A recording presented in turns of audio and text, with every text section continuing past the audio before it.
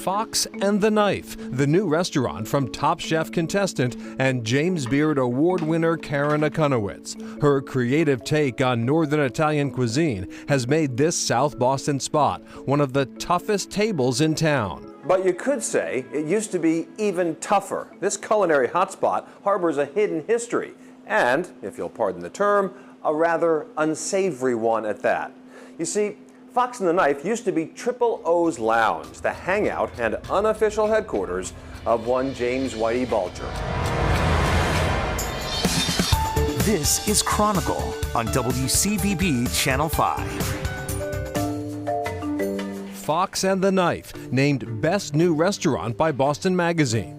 But industry accolades aside, it's important to Akunowitz to fit in here in Southie. This is a neighborhood restaurant, and that's what the most important part of it is to really be a part of the neighborhood. The longtime neighborhood residents that come in, do they recall or recount the sort of unsavory, if you will, history of this place? Yeah, I mean, I think especially when we first opened, people kept saying to me, "But do you know this was a Whitey Bulger bar?" And I was like, "Yeah, girl, I know. I know what it's about." Triple O's, a bucket of blood, truly worthy of the description. Owned by Bulger associate Kevin O'Neill, Triple O's was home base for Whitey Bulger's loan sharking operations.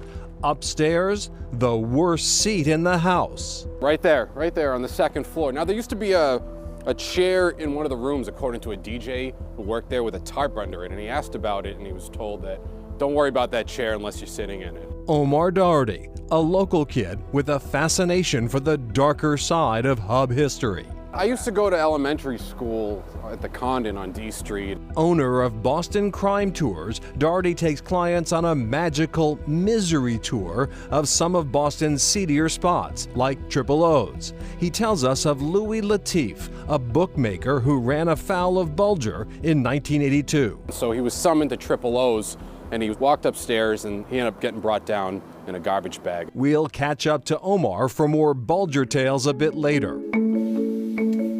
For now, Karen Akunowitz finds the hidden history behind her new restaurant adds a bit of local flavor. For me, it's a pretty neat thing. It's a piece of the history, as is Whitey Bulger, right? He's a piece of history. So you're not running anything out of here? No. Oh gosh, no. I'm like far too conservative. I'm like so scared.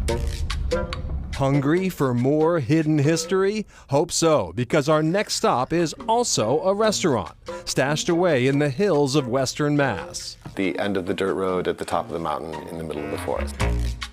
Way off in the Berkshires, carved out of the October Mountain State Forest, the legendary Dream Away Lodge in Beckett. Still something of a secret, says current owner Daniel Osman. I meet people all the time who've lived here for 60 years, 70 years, never heard of the place. And on the other hand, to another corner of the county, it's legend. A legend that goes back 90 years and the era of longtime proprietor Mama Maria Frasca. It was rumored to be a brothel and a speakeasy during the Depression. And then in the early 40s, Mama and her 3 daughters bought it and it became the Dreamaway Lodge. The rumor that it was a brothel continued. It was certainly a house of music and adventure. Still is.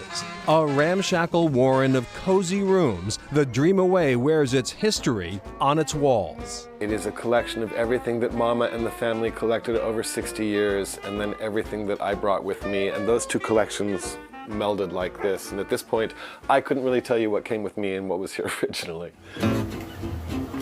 Chef Amy Lovelace and her staff put out an eclectic international menu.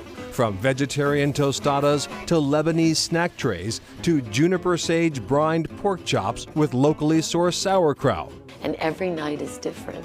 It's magic.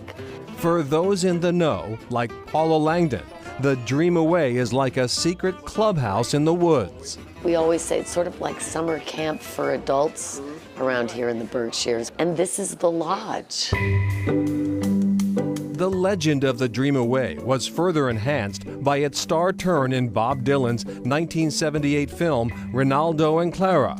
Dylan, Joan Baez, Arlo Guthrie, Allen Ginsberg, and the rest of the Rolling Thunder Revue filmed a number of scenes at the Dreamaway with Mama Frasca. The George Washington slept here thing. Daniel Osmond says Dylan fans still make the pilgrimage to this mountaintop, following in the master's footsteps. If Bob Dylan has been photographed in your house, then people want to come. Can we sit at the table that Bob sat at, you know? The answer is yes, if you're willing to leave the beaten path behind and enter the very particular world of the Dreamaway Lodge. This is an old juke joint on a mountaintop in the forest with a long and ragged history in music and craziness, and we write the rules. Well, it turns out Daniel Osmond left a career as an actor to buy the Dreamaway Lodge. His friends joke that he never really left theater, though. He just opened his own. Osmond calls it reality dinner theater. And the Dreamaway is currently tucked away in winter hibernation and will reopen for the 2020 season on St. Patrick's Day. Up next, the basement flat in Somerville that an American president once called home, and decades of HUD history, rock and roll style. From chaos comes order, and there is order to the chaos.